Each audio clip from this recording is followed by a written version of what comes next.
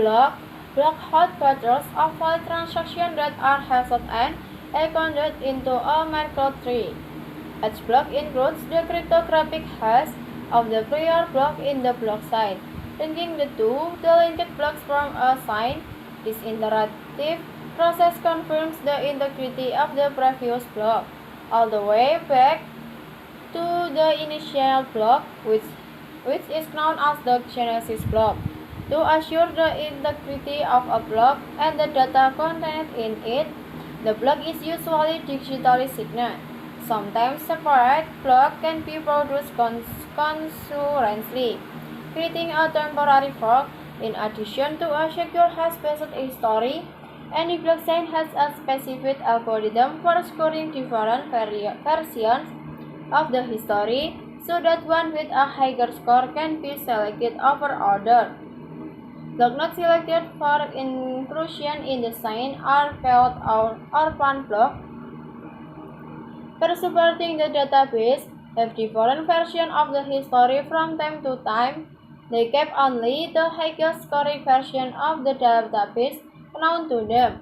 Whenever a peer receives a higher scoring version, or usually the old version with a single new block added, they extend or forward their own database and retransmit the improvement to their peers. There is never an absolute guarantee that any particular entry will remain in the base version of history forever. Blockchains are typically put to add the score of new blocks into old blocks and are given incentives to exit with new blocks rather than overweight all blocks. Therefore, the probability of an entry becoming suppressed decreases exponentially as more blocks are put on top of it, eventually becoming very low. For example, Bitcoin uses a proof of work system, where the sign with the most cumulative proof of work is considered the valid one by the network. There are a number of methods that can be used to demonstrate a sufficient level of compilation. Within a blockchain, the compilation is carried out redundantly rather than in the traditional secret and parallel manner. The block time is the average time it takes to the network to generate one extra block in the blockchain. Some blockchains create a new block as frequently as over 5 seconds. By the time of block completion, the input data becomes variable in cryptocurrency. This is practically when the transaction takes place, so a shorter block time means faster transaction.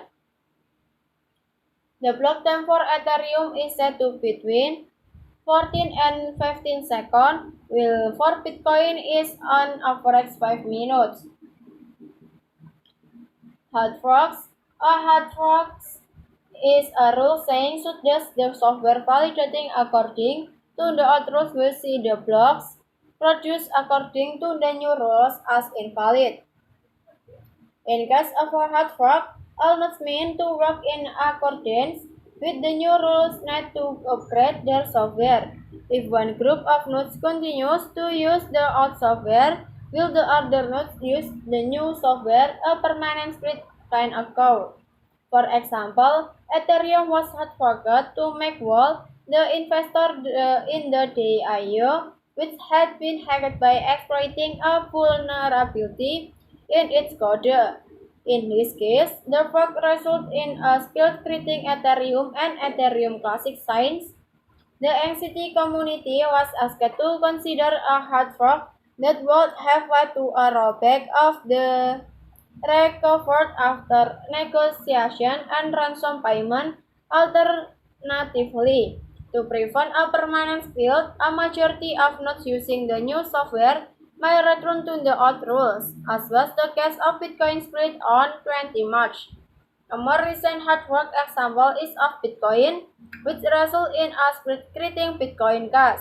The network split was mainly due to a disagreement in how to increase the transaction per second to accommodate for demand.